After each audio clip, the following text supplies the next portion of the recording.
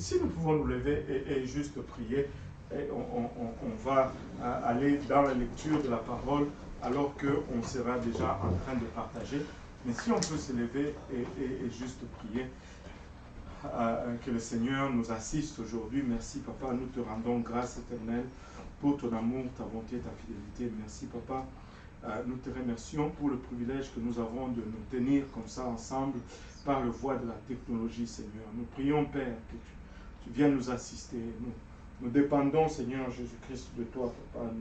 Nous voulons reconnaître, Papa, notre dépendance à ta présence, Papa, à ton onction. Et nous voulons prier, Seigneur, que tu nous aides, Seigneur, car nous réalisons que notre nature charnelle, notre nature humaine ne saisit pas les choses spirituelles. Ces choses sont folie pour nous. Aide-nous maintenant, Seigneur, et ramène à notre souvenir ce que tu as mis à nous. Et permets-nous de les, Papa, communiquer sans crainte, ni faveur, ni hésitation.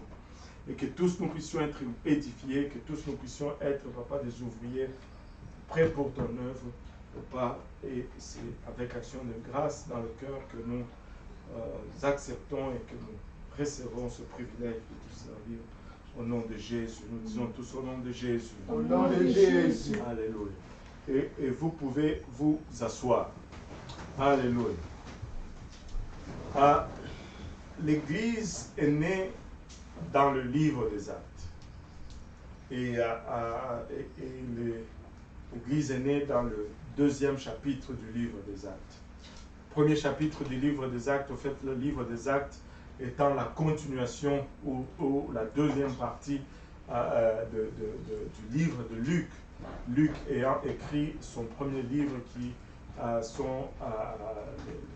est l'évangile de Luc, ou l'évangile de Jésus-Christ selon Luc, et le deuxième livre de Luc qui fait suite à l'évangile selon Luc, c'est le livre des Actes.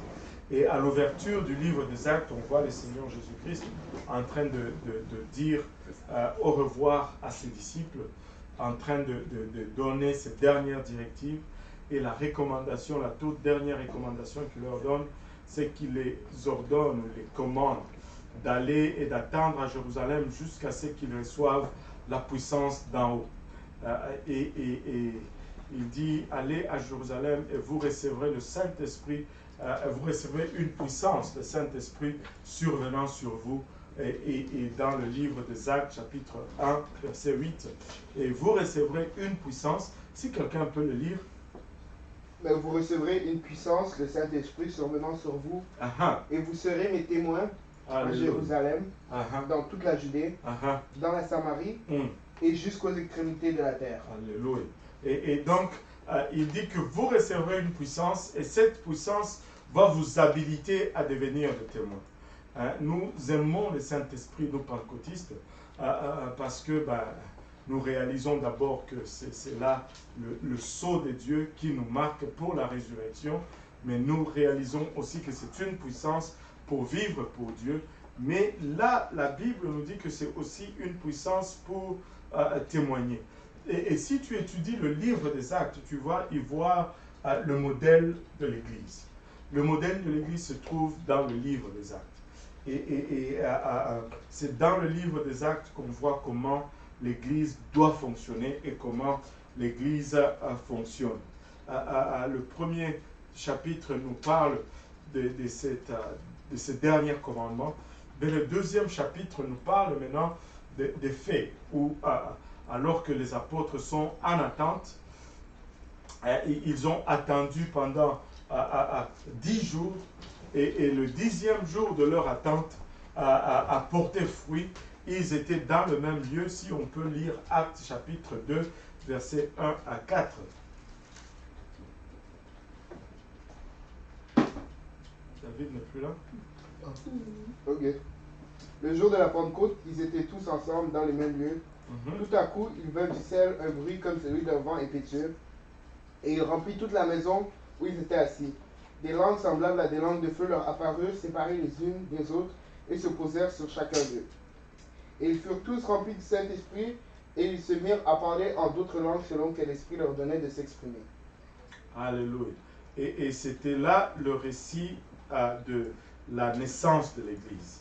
Ils étaient tous dans le même lieu, je veux juste le regarder un peu dans le livre, dans la version Osterwald. Et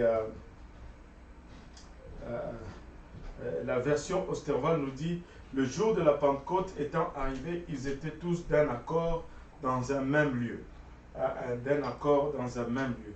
Quelqu'un a dit que la voiture préférée des apôtres, c'était une Honda. Parce que la Bible dit qu'ils étaient dans un accord. Honda, accord. Alléluia. Et ils étaient d'un commun accord. Ils étaient en accord dans le même lieu et le Saint-Esprit est tombé sur eux. C'est là où on voit la naissance de l'Église. Et l'Église primitive, si on voit par la suite, on va voir que cet événement a causé que une grande foule s'est amassée autour des disciples. Et pendant qu'ils étaient 120 en train de parler en langue, imaginez-vous si nous étions 120 ici dans cette maison et que nous nous mettions à parler en langue, c'est sûr que les voisins vont venir. Et la police probablement aussi va venir. Mais en ce temps-là, on n'appelait pas la police pour des gens qui font du bruit. On allait pour voir qu'est-ce qui s'est passé. Et là, les gens sont attroupés autour d'eux et tout le monde s'est questionné, mais qu'est-ce qui se passe? C'est quoi si d'autres se moquaient, d'autres riaient, d'autres se demandaient honnêtement. Et Pierre, si nous voyons, Pierre a prêché le premier message de l'Évangile, le premier message plutôt de l'Église. Et ce message a été clair, précis et concis. Il a parlé de Jésus-Christ qui est venu, qui est mort, qui a été enseveli et qui est ressuscité le 3e jour après avoir été rejeté par tout son peuple. Et c'était pour les péchés de ce peuple qu'il est mort et qu'il a été enseveli. Et la Bible nous dit vraiment que ces gens étaient touchés et ils ont commencé à poser des questions. L'Église primitive, le point que je veux faire ici premièrement, c'est que l'Église primitive avait une seule préoccupation. Il n'y avait pas d'ambiguïté quant à l'objectif, le désir ou ce que les apôtres recherchaient.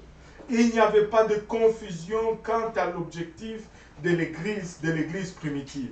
Ils étaient tous pour une seule chose, c'est que les âmes viennent à Dieu. L'Église primitive ne cherchait ni la reconnaissance, l'Église primitive ne cherchait ni la popularité, ni la célébrité, ni les miracles et toutes ces choses. L'Église primitive était accro à l'Évangile. Et vous pouvez regarder, parcourir le livre des Actes. Et vous allez y voir différents prédicateurs. Vous allez y voir Pierre, vous allez y voir Paul, vous allez y voir Étienne, vous allez y voir Philippe, vous allez y voir... je ne me rappelle plus, mais tous, ils avaient un message commun. Et le message qu'ils avaient, c'était l'Évangile. Partout où ils allaient, ils prêchaient l'Évangile. Partout où ils allaient, ils proclamaient Christ et Christ crucifié. Il n'y avait pas d'ambiguïté en ce qui concerne le message de l'Église primitive. Il ne doit pas y avoir d'ambiguïté aujourd'hui en ce qui concerne le message de l'Église. Alléluia. Nous ne sommes pas une autre Église, nous sommes cette Église du livre des Actes et nous devons prêcher le message du livre des Actes. Ils avaient compris Matthieu 1, 18 à 21. Ils avaient compris ce passage. Matthieu 1, 18 à 21. Matthieu 1, 18 à 21.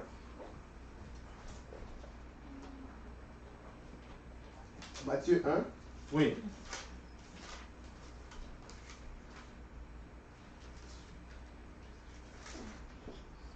Voici de quelle manière arriva la naissance de Jésus-Christ.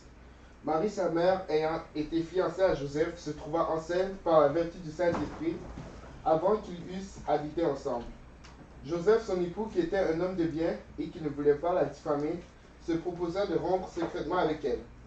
Comme il y pensait, voici un ange de Dieu apparut en songe et dit: Joseph, fils de David, ne crains pas de prendre avec toi Marie ta femme, car l'enfant qu'elle a conçu vient du Saint-Esprit.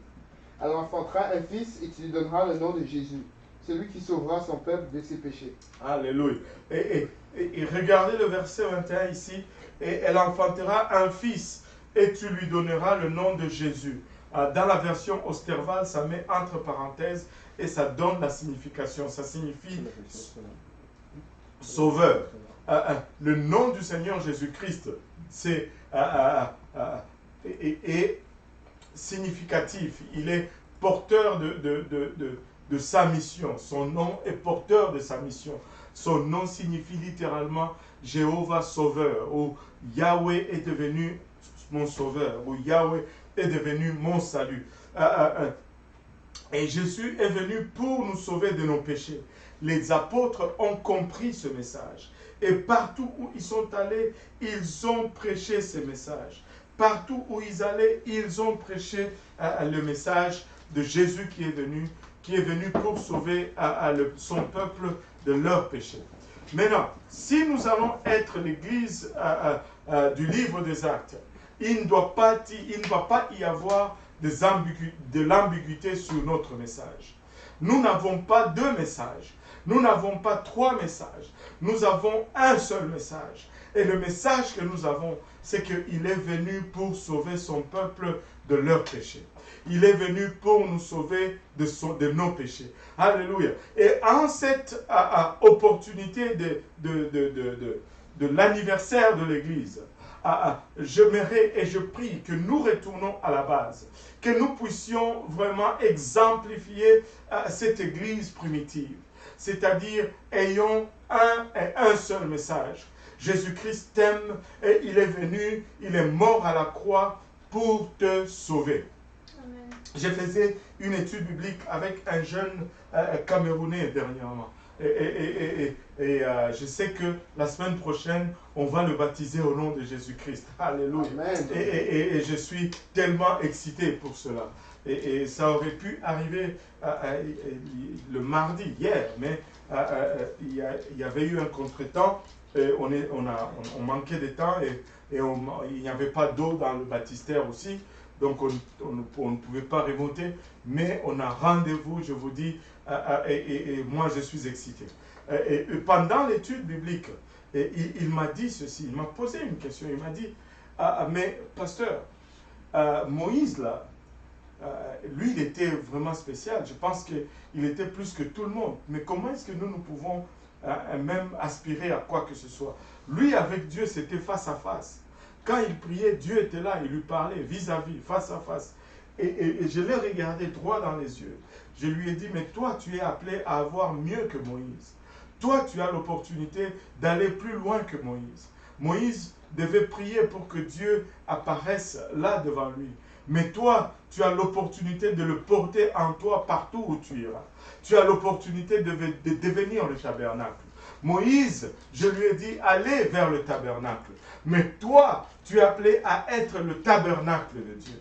Moïse était appelé serviteur, mais toi, tu es appelé à être fils ou fille du Très-Haut. Laissez-moi vous dire, nous avons un message. Et le message que nous avons est puissant. Nous n'avons pas besoin d'avoir honte de notre message. Nous n'avons pas besoin, alléluia, d'être gênés à le prêcher. Jésus t'aime, il est venu, il est mort pour toi, il veut venir et habiter en toi. Et ce qu'il a, c'est la meilleure qu'il n'a jamais eue pour n'importe quelle génération dans le passé. C'est ça la Pentecôte.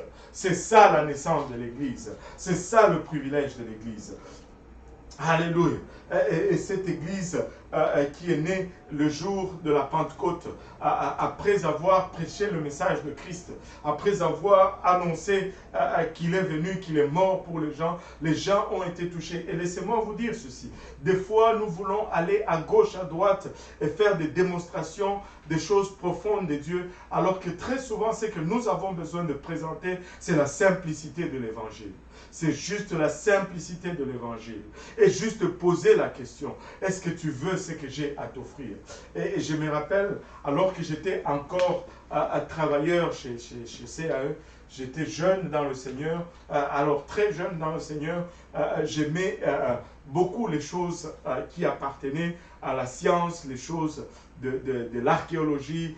Je lisais beaucoup des choses des chrétiens créationnistes.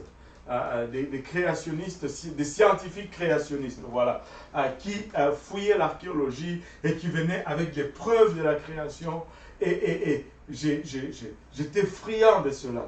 Et j'ai parlé avec cela, espérant que j'allais toucher les gens avec cela. Et laissez-moi vous dire, ça n'a pas porté fruit. Mais lorsque on a juste commencé à partager la parole de Dieu, la simple parole de Dieu, le simple évangile, et c'est puissant et ça fonctionne de façon efficace.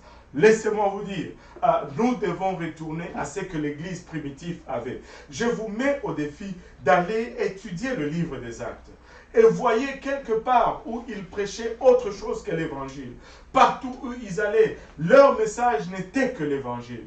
Partout où ils étaient, leur message n'était que l'Évangile. Si nous nous bornons vraiment et avec intensité à prêcher cet Évangile, il n'y a pas mot, il n'y a pas photo, comme on dit, pour décrire le réveil que nous allons avoir. Nous devons prêcher l'évangile avec enthousiasme.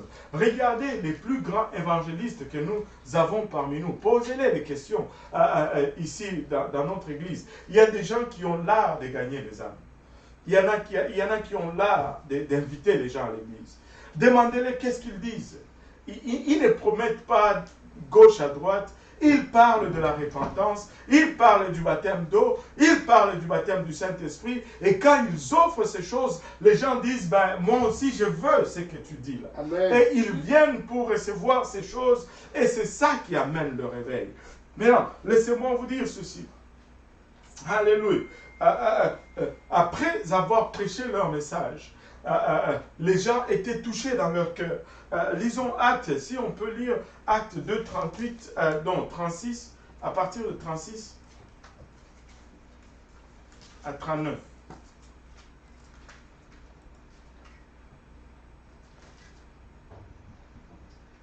Que toute la maison d'Israël sache donc avec certitude que Dieu a fait Seigneur et Christ, ce Jésus que vous avez crucifié. Après avoir entendu ce discours, ils eurent le cœur vivement touché. Ils eurent le cœur vivement touché. Et ils dirent à Pierre et aux autres apôtres, hommes frères, que ferons-nous? Que ferons-nous? Après avoir entendu le discours de Pierre, qu'est-ce que Pierre a parlé? De quoi est-ce que Pierre a parlé?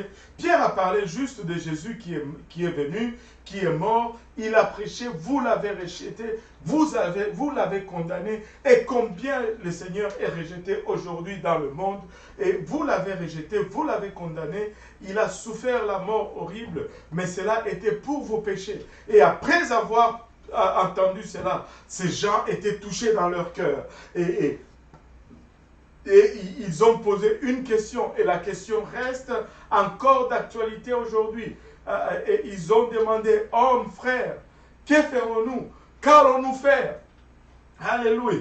Et la suite. Pierre leur dit, repentez-vous et que chacun de vous soit baptisé au nom de Jésus-Christ pour le pardon de vos péchés, et vous recevrez le don du Saint-Esprit. Alléluia. Et Pierre leur dit, repentez-vous. Alléluia. Que tout le monde dise, repentez-vous. Repentez-vous. Alléluia. Et faites-vous baptiser au nom de Jésus-Christ pour le pardon de vos péchés et vous recevrez le don du Saint-Esprit. C'est tout ce qu'il leur a demandé de faire. Et voilà. Et après, il continue en disant, car la promesse est pour vous, pour vos enfants et pour tous ceux qui sont au loin, en aussi grand nombre que le Seigneur notre Dieu les appellera. Alléluia. Et voilà. Et c'est ça le schéma de l'église primitive, ou l'église de la Pentecôte.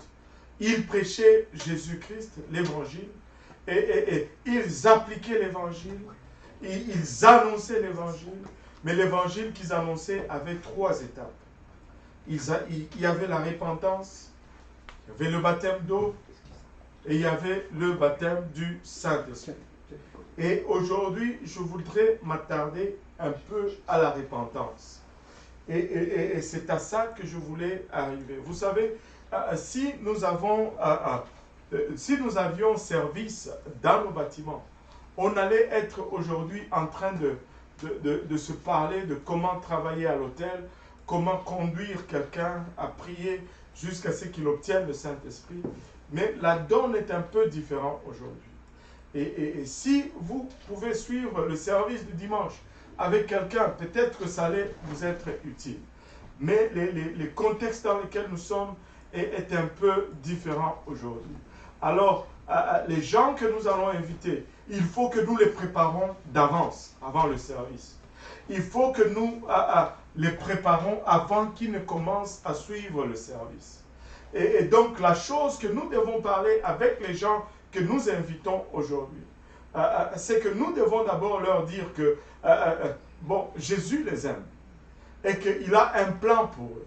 Et que le plan qu'il a pour eux, c'est le plan de l'Évangile. Jésus les aime tellement. Et si vous êtes connectés aujourd'hui pour la première fois et que vous êtes en train de nous suivre, laissez-moi vous dire ceci, c'est que Jésus vous aime beaucoup. Jésus est mort pour vous. Il est venu, il a mis sa gloire de côté. Il a revêtu de la chair pour venir et mourir juste pour vous. C'est autant qu'il vous aime. C'est autant qu'il est intéressé par votre vie. Il vous voyait aller vers la destruction. Ça ne l'a pas laissé indifférent. Il a choisi de laisser sa gloire céleste de côté. Il a choisi de quitter cette présence angélique et venir à votre secours, descendre au niveau où vous êtes pour vous atteindre. Et c'est Jésus que nous vous présentons aujourd'hui. C'est Jésus que nous sommes en train de les présenter. Il les aime tellement qu'il n'a pas hésité un seul instant à venir et à mourir une mort horrible pour chacun de nous. Maintenant, après les avoir présentés, c'est Jésus, le plan qu'il a pour eux, parce que vous voyez, il nous a créés. Il nous a créés. Par amour, il nous a créés. Mais malgré cela, malgré son amour et sa bonté, nous l'avons rejeté. Nous lui avons tourné dos. Mais bien que nous lui avons tourné dos, il n'a pas abandonné sur nous. Il ne nous a pas laissé tomber. Malgré nos défaillances, malgré nos manquements, il a quand même étendu sa main et il veut nous atteindre encore une fois. Et il est venu et il s'est rendu compte que le prix que nous étions supposés de payer à cause de notre désobéissance, eh bien, nous ne sommes même pas en mesure de le payer. Et lui, il s'est décidé à les payer pour nous. Il s'est décidé à les payer pour moi. Il s'est décidé à les payer pour toi. Il s'est décidé à payer ce prix-là pour nous tous. Alléluia. Et il a payé pour nous. Et ce prix est disponible. Maintenant, c'est à nous de venir et de chercher ce prix. Et de réclamer le prix de ce qu'il a payé. Et c'est ça vraiment l'évangile. La mort, l'ensevelissement et la résurrection de Jésus-Christ que nous appliquons lorsque nous réclamons ce prix, nous l'appliquons par l'obéissance à cet évangile. Mais comment est-ce qu'on obéit à cet évangile? C'est ce que Pierre nous a dit, la repentance, le baptême d'eau et le baptême du Saint-Esprit avec l'évidence de parler en langue. Et bien sûr, le baptême d'eau doit être fait au nom de Jésus-Christ pour le pardon de nos péchés. Maintenant, je voulais m'attarder un peu sur la repentance. Vous savez, quand Dieu nous a créés, nous avions une relation avec lui. Mais par la désobéissance de l'homme, le péché est entré dans le monde. Mais au fait, le péché, c'est quoi? Le péché, c'est tout simplement cet acte de désobéir à Dieu. Et cette désobéissance a fait que nous avions tourné le dos à Dieu. Dieu nous montrait une direction. Il voulait que nous marchions avec lui dans une direction. Mais nous avions choisi une autre direction. Nous avions choisi de suivre notre chair. Nous avions choisi de suivre une direction contraire à celle que Dieu a demandée ou a suggérée. Et cette marche en direction opposée nous éloigne de plus en plus de Dieu. Mais quand nous réalisons que nous sommes en train de marcher dans une direction opposée, la première des choses que nous devons faire, c'est d'abord reconnaître cette direction. Écoutez, la première des choses que nous devons faire, c'est reconnaître que nous sommes pécheurs. Nous sommes tous pécheurs et tous nous sommes privés de la gloire de Dieu. Il n'y a pas un seul juste. Pas un seul. C'est pourquoi ça ne sert à rien de condamner quelqu'un. Tout le monde est pécheur. Il y a un dicton africain qui dit ceci: lorsque tu pointes ton doigt à quelqu'un, il y a 4 autres doigts qui pointent vers toi. Il y a 3 qui sont là et l'autre, le pouce, qui retourne aussi vers toi. Tu dis toi, mais ça dit 4 fois toi. Et quand j'ai dit ça à quelqu'un une fois, il a dit, ben moi je ne veux plus pointer comme ça, je vais commencer à pointer comme ça. Alléluia. Mais je vais dire, toi là, mais tous sont pécheurs et sont privés de la gloire de Dieu. Tous nous sommes pécheurs. Et Jésus est venu pour payer pour nous tous. Lorsque nous le réalisons, il doit d'abord y avoir un sentiment de regret en nous. C'est comme si tu réalises que tu as failli vis-à-vis de ton Père. Hein? C'est comme si tu réalises que tu as déçu ton Père. Je ne sais pas si vous avez déjà eu ce sentiment-là, mais j'ai déjà eu ce sentiment-là plusieurs fois. Le sentiment de, que ton Père, il est déçu. Il n'y a rien qui fait aussi mal que cela. Il n'y a rien qui attriste aussi profondément que cela. Mais lorsque nous marchons dans la direction contraire que Dieu nous indique, nous décevons Dieu. Et nous devons réaliser. Et réaliser cela ne peut pas nous laisser indifférents. Il y a un sentiment de regret. Mais ce sentiment de regret doit être profond. Mais il ne doit pas être condamnateur. Il doit nous amener une conviction. Et cette conviction va nous dire, waouh, j'ai été mauvais, je suis dans la mauvaise direction, mais je ne peux pas rester là. Je dois faire un demi-tour. Tu sais, même si tu déçois gravement ton Père, il ne trouvera jamais du plaisir à ce que tu gardes cet état de déception ou cet état que tu perpétues cela. Il va se réjouir si tu te redresses et que tu fasses ce qu'il attend que tu fasses. Et la repentance implique notre reconnaissance vraiment de cette mauvaise direction, mais ça implique aussi le changement de direction. Oui, j'ai failli, mais je ne veux pas rester dans la même direction.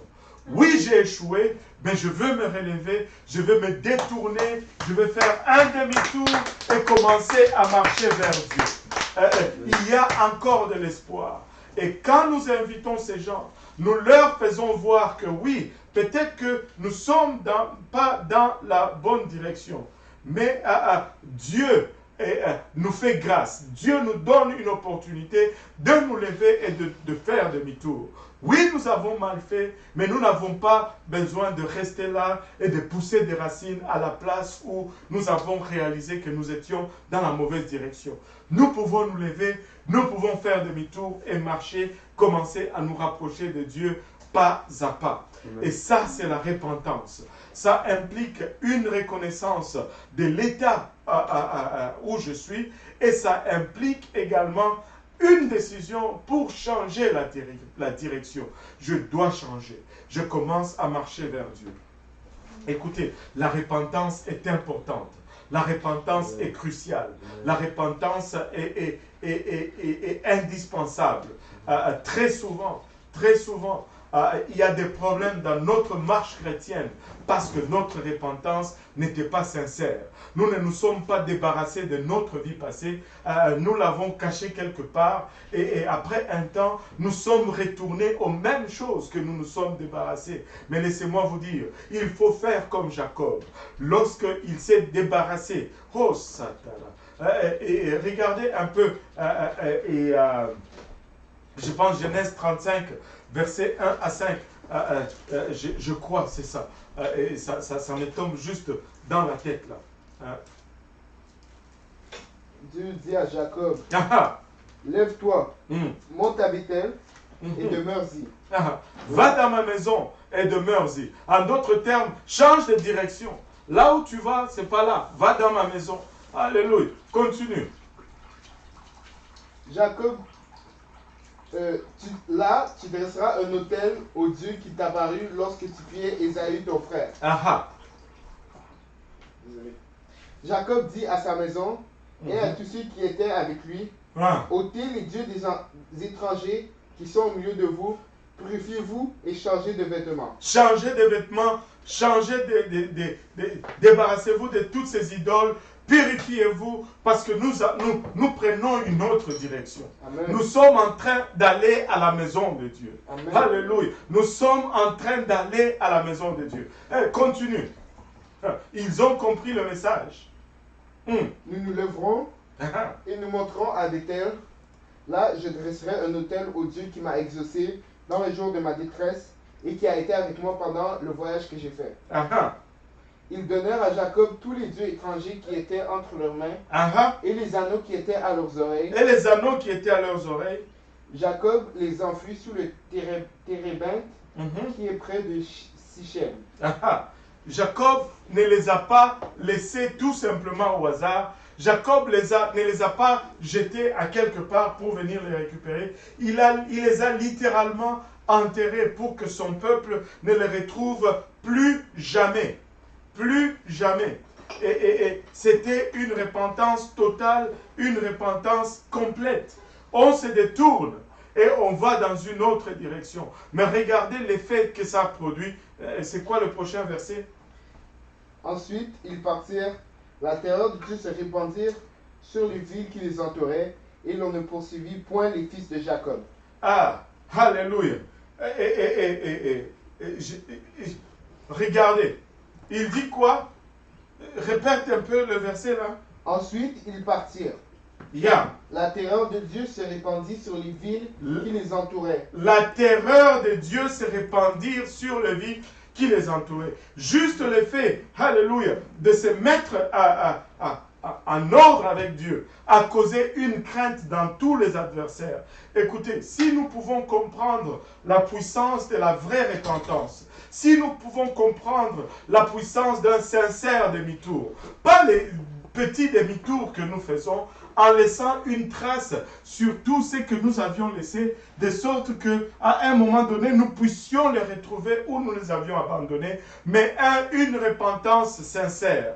Et ça, c'est à la base des problèmes de la marche de plusieurs chrétiens de nos jours. Notre repentance n'est pas assez profonde, notre repentance n'est pas assez sincère. Et écoutez, si la repentance n'est pas assez profonde, l'expérience spirituelle qui va suivre va juste être superficielle. Si vous regardez le plan du tabernacle, si vous regardez le plan du tabernacle, la pièce la plus vaste dans le tabernacle, c'était l'autel des holocaustes.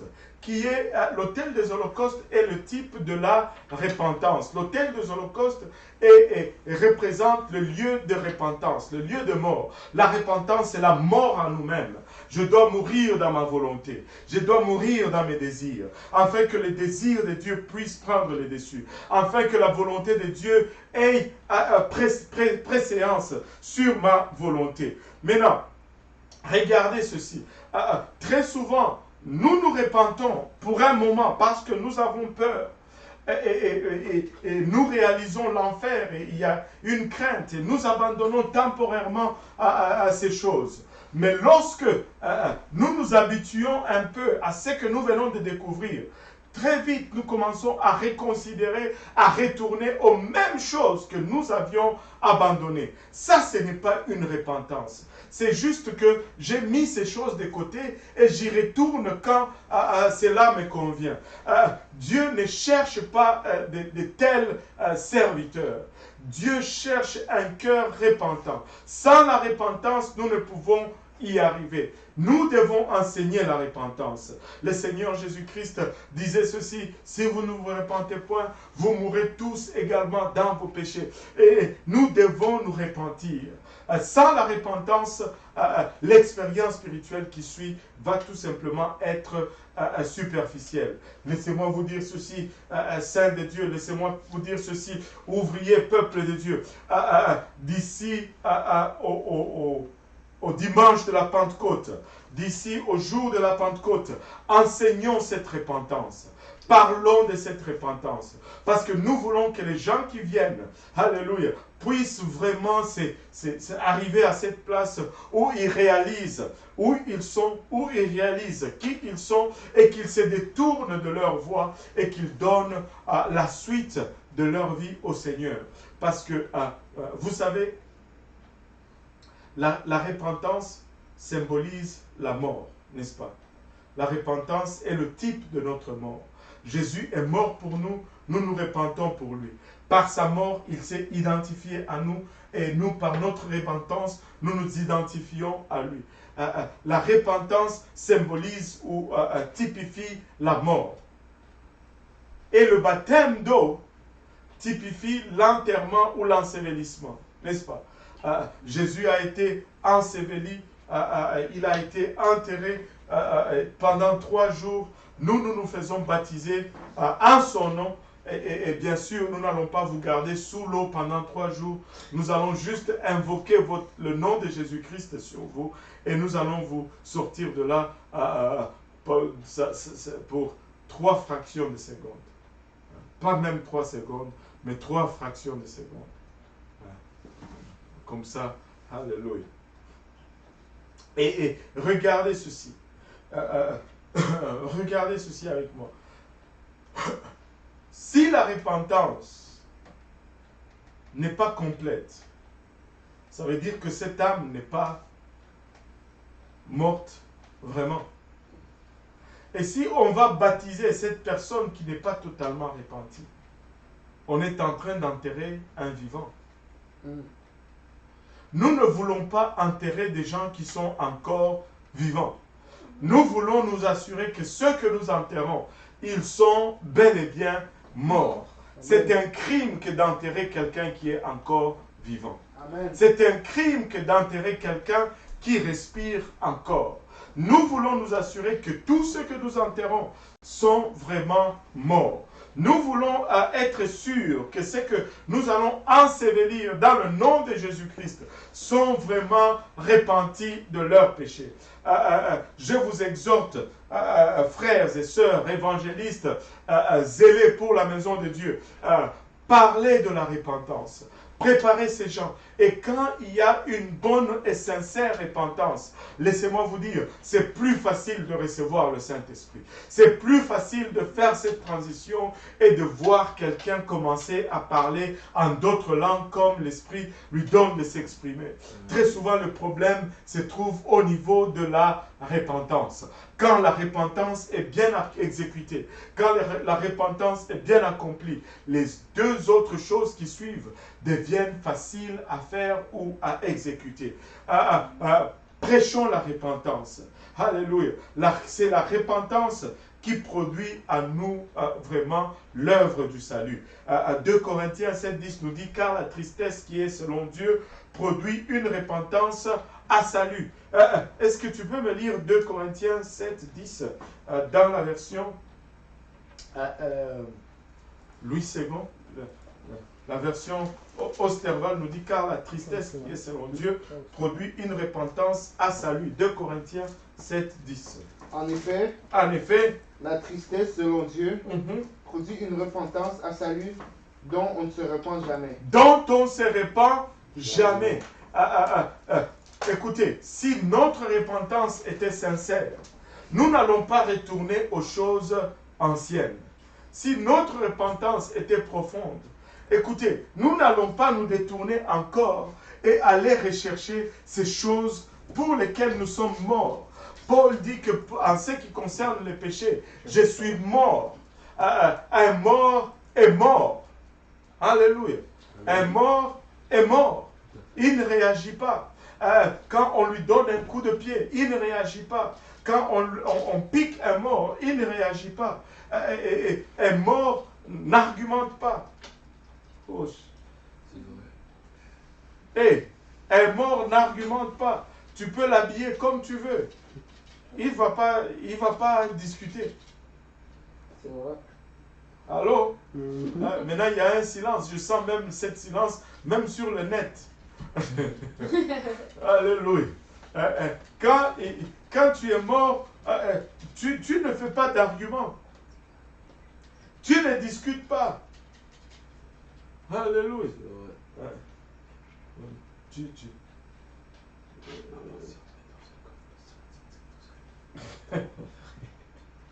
Aïe, aïe, aïe, aïe. Tu ne discutes pas. Oh Seigneur, aide-nous, papa. Et la repentance, que tout le monde dise la repentance. La repentance.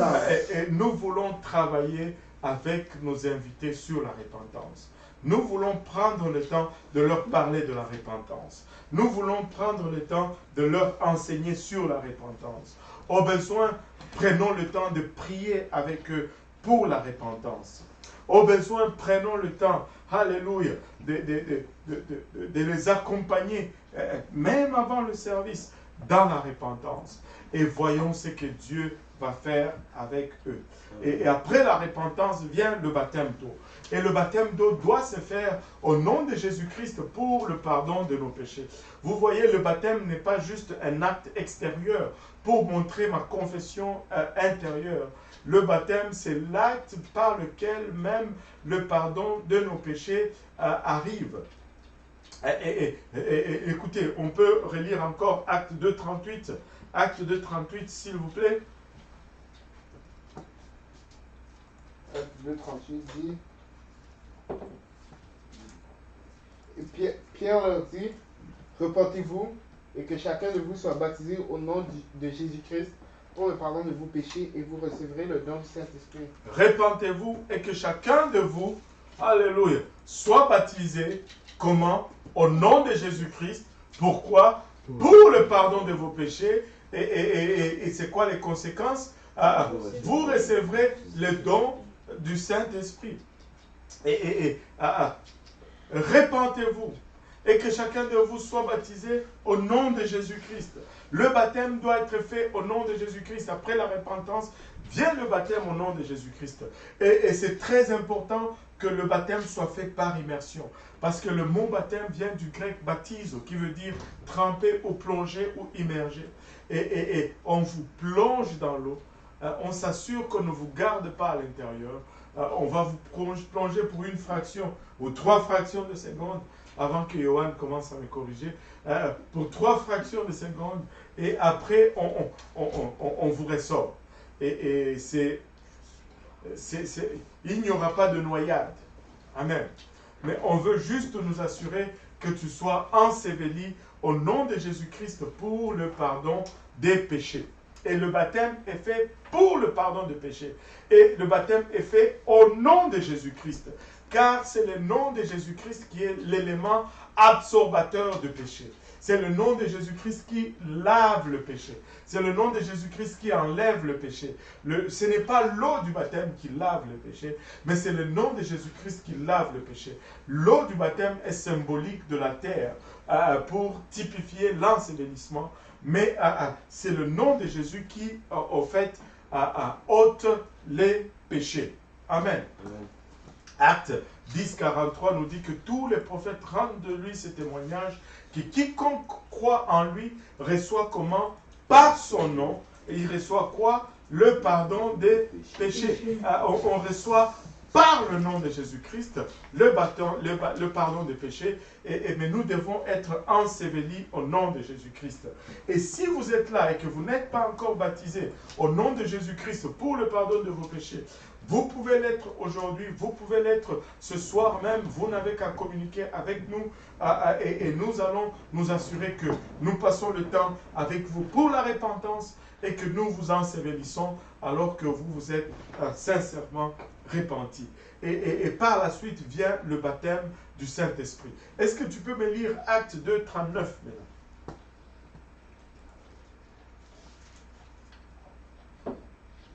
Car la promesse est pour vous. Car la promesse est pour vous. Pour vos enfants. Pour vos enfants. Et pour tous ceux qui sont au loin, en aussi grand nombre que le Seigneur notre Dieu les appellera. Et pour tous ceux qui sont au loin, en aussi grand nombre que le Seigneur notre Dieu les appellera. Écoutez, car la promesse est pour vous, pour vos enfants, et pour tous ceux qui sont au loin, en aussi grand nombre que le Seigneur notre Dieu les appellera. Écoutez, La promesse du Saint-Esprit est pour tout le monde. Si Dieu veut que tout le monde ressuscite, alors il a fait aussi que tout le monde puisse recevoir le Saint-Esprit. Vous pouvez recevoir le Saint-Esprit. Et la preuve que tu as reçu le Saint-Esprit, c'est que tu vas parler en d'autres langues lorsque l'Esprit rentre en toi. Maintenant, laissez-moi un peu raconter une petite anecdote qui nous est arrivée lors du dernier voyage. Est-ce que c'était le dernier voyage? Oui, je pense que c'était le dernier voyage au Congo, ou l'avant-dernier voyage. On a eu une session avec les enfants. Et je pense que c'était au dernier voyage. Et les enfants ont commencé à recevoir le Saint-Esprit. Il y avait beaucoup d'enfants qui ont reçu le Saint-Esprit. Et c'était dans une église qui n'est pas à UPC, l'église de mon frère. Et là, mon frère étant pasteur et les anciens de l'église l'ont convoqué. Ils lui ont dit, ben, nous sommes d'accord hein, avec tout ce que le pasteur Kaosi prêche, mais là, nous pensons que ça va un peu trop loin. Même les enfants, ils parlent en langue, c'est un peu trop. Et là, mon frère était troublé parce que, bon, lui aussi, il est nouveau à tout ceci. Et il est venu me voir, tu sais, un jour, on rentrait à la maison, et il m'a dit, bon, en tout cas, il faut que tu m'aides parce que là, je ne sais pas, explique-moi un peu. Est-ce que les enfants aussi, le Saint-Esprit, c'est comment? Et là, j'ai commencé à lui expliquer. Tu vois, quand c'était le dernier voyage, voilà. Quand ça arrive comme ça, et tu vois, des fois, tu perds un peu tes repères au début. Et là, j'ai commencé à lui expliquer. Je lui disais, ben, regarde, les enfants reçoivent le Saint-Esprit. Regarde, moi, mes enfants, ils ont tous reçu le Saint-Esprit alors qu'ils étaient jeunes. Entre 5 et 8 ans, c'est là où tous ont reçu. De 5 ans à 8 ans, c'est là où tous ont reçu. Pourquoi? Parce qu'expressement, nous, moi et mon épouse, on priait pour cela. On ne voulait pas qu'ils commencent l'école sans avoir reçu le Saint-Esprit.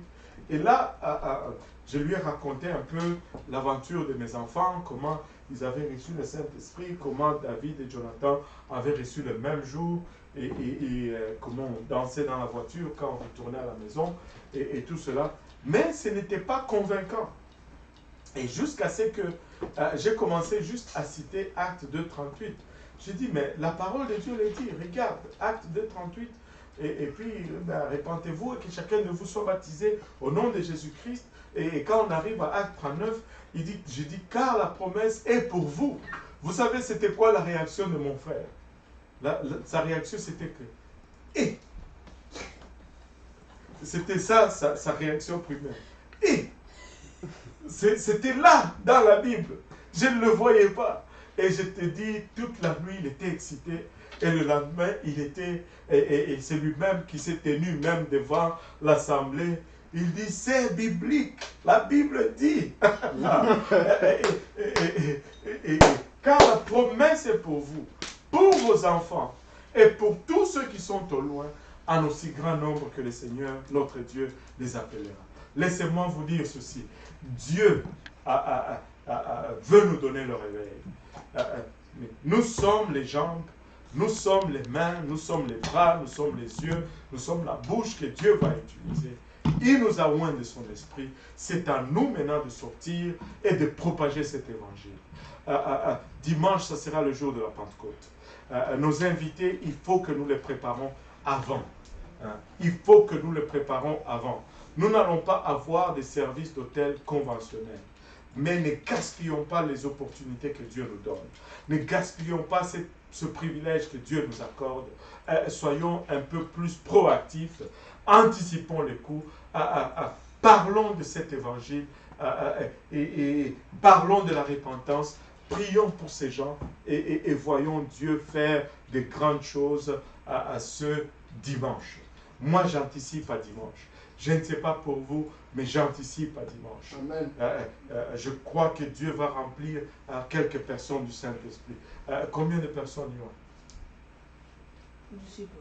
Tu ne sais pas. Hein? Quand tu vas savoir, tu me diras. Okay. Alléluia. Et donc, Dieu va remplir des gens du Saint-Esprit. Amen. Amen. Dieu va remplir les gens du Saint-Esprit. Si nous les invitons et que nous les préparons, Dieu va les remplir. Amen. Et voyons l'œuvre de Dieu parmi nous. Mais vivons cette expérience profonde et sincère, que notre repentance soit authentique. Alléluia. Voilà ce que j'avais à donner comme parole et comme exhortation aujourd'hui. Laissez-moi vous dire ceci. Si le Seigneur n'est pas encore revenu, c'est parce qu'il veut que quelqu'un d'autre parvienne à la repentance. Et la Bible nous dit dans 2 Pierre 3,9, 2 Pierre 3,9, le dernier verset, après ceci je vais vous libérer. 2 Pierre 3,9.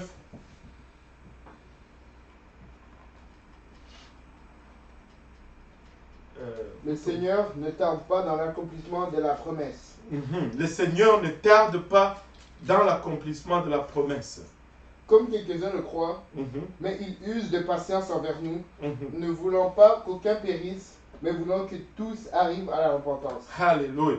Osterval nous dit, le Seigneur ne retarde point l'exécution de sa promesse, comme quelques-uns croient qu'il est du retard. Mais il use de patience envers nous, ne voulant point qu'aucun périsse, mais que tous viennent à la repentance. Dieu veut que tous viennent à la repentance. Soyons ces véhicules pour conduire les gens à la repentance et voyons Dieu faire le reste.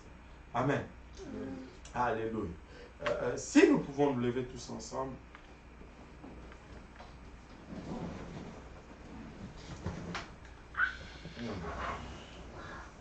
Alléluia.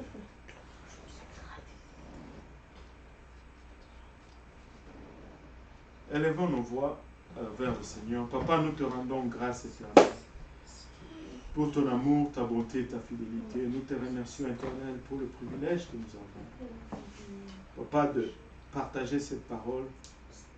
Papa, d'y prendre part, Seigneur Jésus-Christ. Non seulement d'y prendre part, mais d'avoir le privilège de la partager, Seigneur. Et non seulement nous voulons jouir, Papa, de ce privilège, mais nous voulons, Papa, être obéissants et partager ce privilège avec plusieurs. Papa, aide-nous, nous te prions maintenant, Seigneur, afin que nous puissions, Papa, partager ceci sans crainte, ni faveur, ni hésitation, sans nonchalance, Papa. Père éternel, et que tu amènes plusieurs à la repentance, et que tu amènes plusieurs au salut, Seigneur. Aide-nous, Papa, pour quelques jours qui nous restent d'ici, Papa, le jour de la Pentecôte. Papa, il a que ce Pentecôte soit, Papa, vraiment un jour où tu déverses encore de ton esprit. Que ce soit un jour, Seigneur Jésus-Christ, où tu nous visites, Seigneur. Que ce soit un jour, Papa, il a où tu touches les cœurs des gens, où tu changes, Papa, ceux qui ont besoin d'être changés. Et que tu rencontres, Père, ceux qui ont besoin d'être rencontrés. Papa, que la direction de plusieurs change, Seigneur. Et qu'ils puissent se remettre en route vers, Papa, leur lieu de rendez-vous avec toi, Seigneur Jésus-Christ.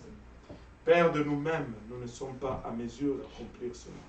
Mais avec ton onction, Papa, tout devient possible, Seigneur. Papa, avec, Papa, ta main, ton onction, tout devient possible, Seigneur. Étends donc ta main, Seigneur, sur nous et montre-nous encore une fois ta bonté, Seigneur. Étends ta main sur ton peuple, Seigneur Jésus-Christ, et rencontre, Papa, rencontre ton Église au lieu de ses besoins, Seigneur. Rencontre-nous au lieu de nos besoins, Papa, et permets-nous, Seigneur Jésus-Christ, de voir encore une fois ta gloire parmi nous. En ton nom, nous t'avons ainsi prié, Papa, alors que nous remettons le restant de la journée, le restant de la soirée, le restant de la semaine entre tes sèvres. Au nom de Jésus, nous disons tous au nom de Jésus. Au nom de Jésus. Alléluia. Battons nos mains pour le Seigneur. Il est plus de tout honneur, de toute louange, de toute gloire et de toute adoration. Alléluia. Battons nos mains pour le Seigneur.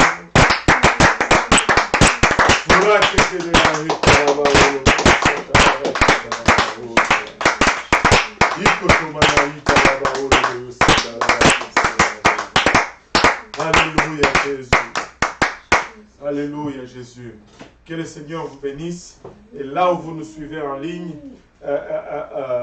invitez quelqu'un, mais prenez le temps de parler de la repentance, de parler de l'évangile. Et comme ça, nous allons venir tous anticipant ce que Dieu va faire. Que le Seigneur vous bénisse.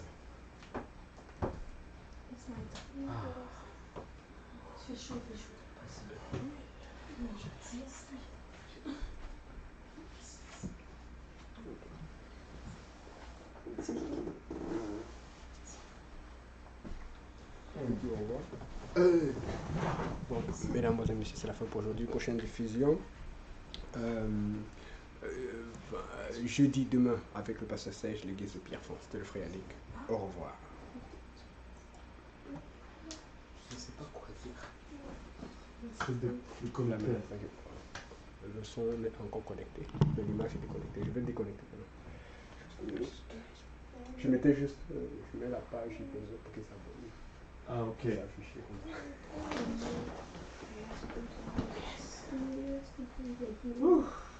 Did you eat food?